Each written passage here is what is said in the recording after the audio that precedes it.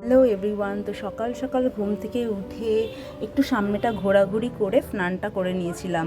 আমরা এবার যাব চাঁদিপুরে, তো সেই জন্য আমি একটু তাড়াতাড়ি ফ্রেশ হয়েছিলাম আর এক কাপ চা নিয়ে দোলনাটার মধ্যে বসেছিলাম। আমি প্রথমেই বলেছিলাম শিমলিপালায় আসার পরে যে এই দোলনাটাকে আমি খুব ইউটিলাইজ করেছি, তো সেটাই।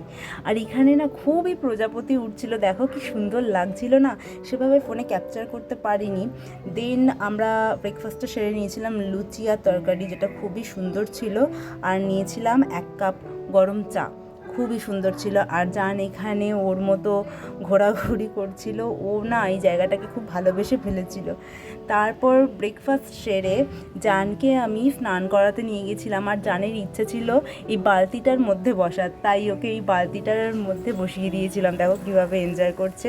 তো ভিডিওটা যদি ভালো লাগে তাহলে সাবস্ক্রাইব করে দিও, শেয়ার করে দিও আর লাইক করে দিও। ততক্ষণের জন্য বাই, দেখা হবে নেক্সট ভিডিওতে।